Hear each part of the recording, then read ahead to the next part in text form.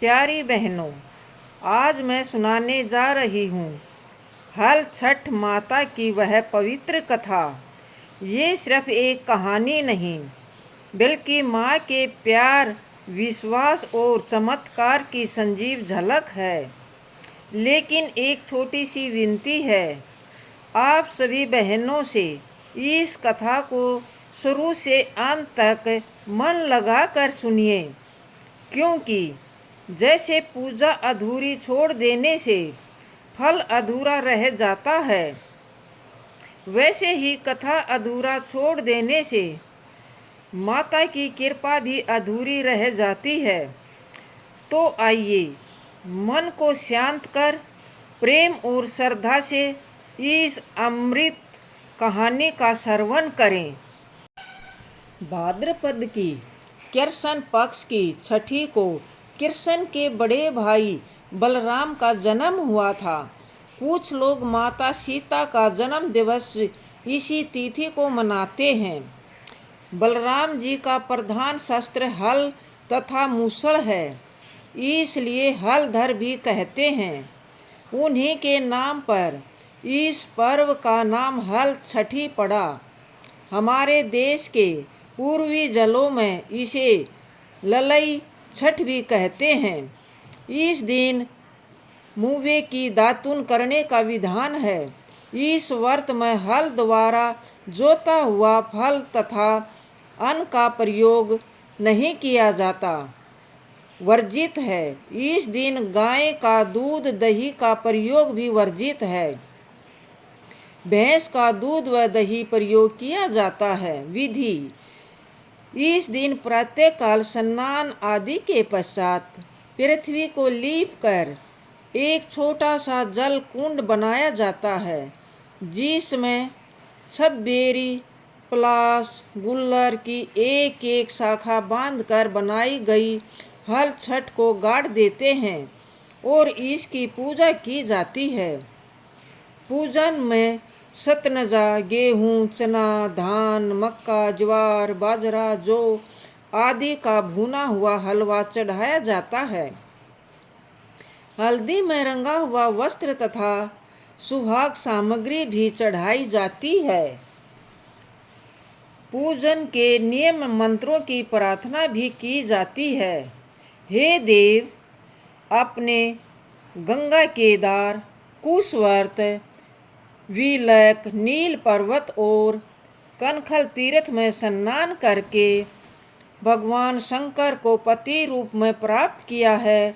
सुख और सौभाग्य देने वाली ललिता देवी, आपको बारंबार नमस्कार है। आप मुझे अचल सुहाग दीजिए। चलो सहेलियों, अब शुरू करते हैं हल छठ की संपूर्ण कथा। पुराने समय की बात है। एक गर्भवती ग्वालन के प्रसव का समय समीप था। उसे प्रसव पीड़ा होने लगी थी। उसका दही मक्खन बेचने के लिए रखा हुआ था। वह सोचने लगी, यदि बालक ने जन्म ले लिया तो दही मक्खन बिक नहीं पाएगा। ये सोचकर वह उठी और सिर पर दही मक्खन की मटकी रखकर बेचने चल दी। चलते चलते उसकी प्रसव पीड़ा बढ़ गई। वह बनबेरी की झाड़ियों की ओट में बैठ गई। उसने एक पुत्र को जन्म दिया। अल्हड़ ग्वालिन ने बालक को कपड़े में लपेटकर वहीं लेटा दिया और स्वयं मटकियां उठाकर आगे बढ़ गई। उस दिन हल छठ थी। यद्यपि उसका दूध व मक्खन गाय भैंस का मिला जुला था, पर उसने बेचते समय यही बताया कि वह केवल भैंस का है, इसलिए उसका दूध दही बिक गया। जहाँ ग्वालन ने बच्चे को छिपाया था, वहाँ एक किसान हल चला रहा था। उसके बैल बिधक कर खेत के मेड़ पर जा चढ़े। हल की नोक बच्चे के पेट से टकरा जाने से बच्चे का पेट फट गया। किसान ने तत्काल बनबेरी के कांटों से बच्चे के पेट में टाँके लगाकर उसे वहीं पड़ा रहने दिया। ग्वालन ने लौटकर बच्चे को मृत पाया। ग्वालन ने सोचा यह मेरा पाप का फल है। ग्वालन ने सोचा यह मेरे पाप का फल है। मैंने आज हल छठ के दिन व्रत करने वाली अनेक स्त्रियों को गाय का दूध दही बेचकर उनका व्रत भंग किया है। उसी का मुझे दंड मिला है कि मेरा बच्चा मर गया। उसने सोचा कि मुझे लौटकर अपना पाप स्वीकार कर प्रायश्चित करना चाहिए। वह लौटकर वहाँ दूध दही का सारा रहस्य जोर जोर से आवाज़ लगाकर प्रकट कर दिया। यह सुनकर स्त्रियों ने अपनी धर्म रक्षा के विचार से उसे आशीष दी। जब वह वापिस उसी खेत में पहुंची तो उसे उसका पुत्र जीवित अवस्था में मिला। उसी दिन से पाप छिपाने के लिए कभी झूठ ना बोलने का प्रण किया। तो बहनों, उसकी छलहट का जो व्रत था वो पूर्ण हुआ। उसके बच्चे को भी दोबारा जन्म मिल गया। तो छठ माता जैसे उस ग्वालन के घर आई वैसे ही सबके कहते सुनते हुकारे भरते सब बहनों को अपने बच्चों के लिए उनके बच्चों को आशीर्वाद देना। चलो दूसरी एक और कथा कहते हैं, चंद्र छठ की कथा। किसी नगर में एक सेठ और सेठानी रहते थे।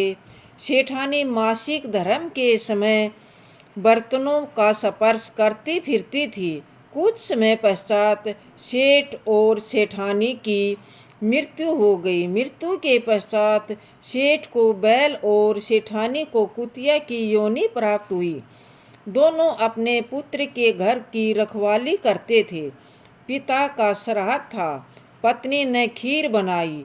वह किसी काम से बाहर गई तो एक चील खीर के बर्तन में सांप डाल गई।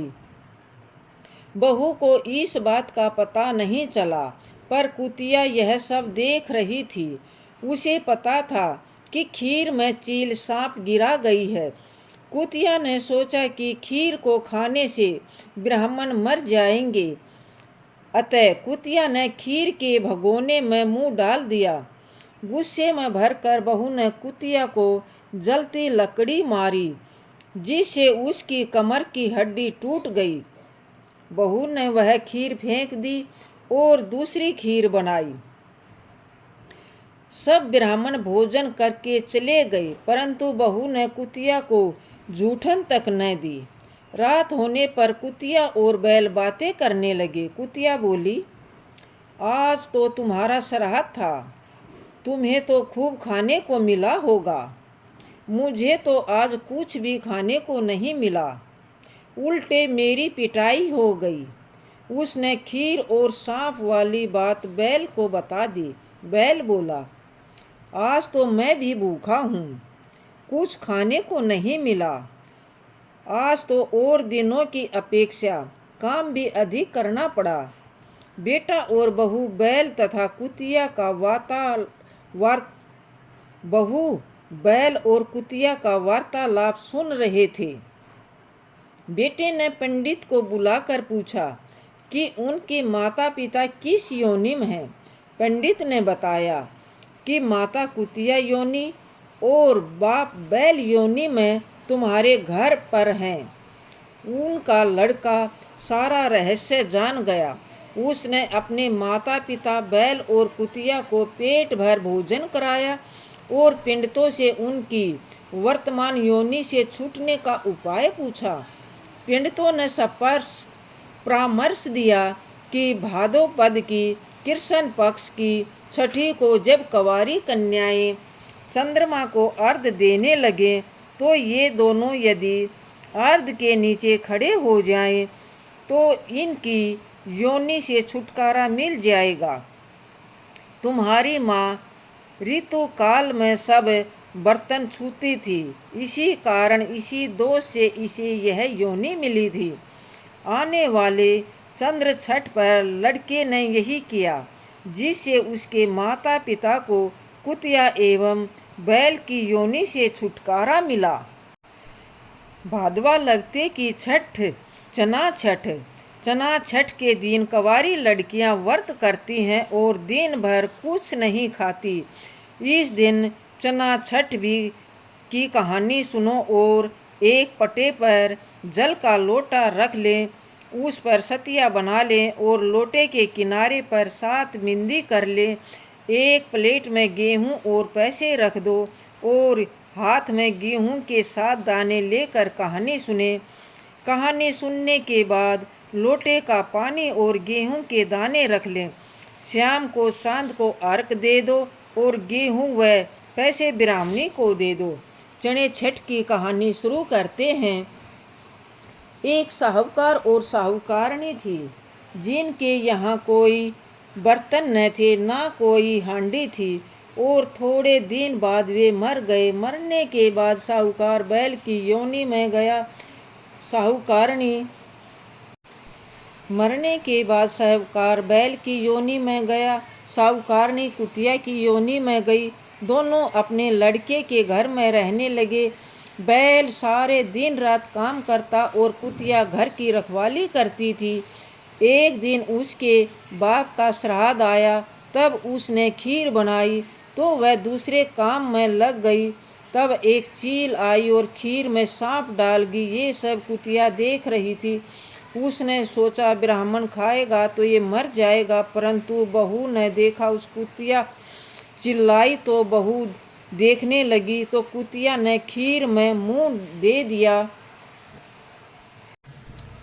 तब पंडित बोला कि भादवे की छठ को लड़कियां चना छठ का व्रत करती हैं और चांद को जल देती हैं। कहानी सुनकर जब भी चांद को जल देवें तो उसके नीचे खड़ा करके उससे उनकी योनि छूट जाएगी।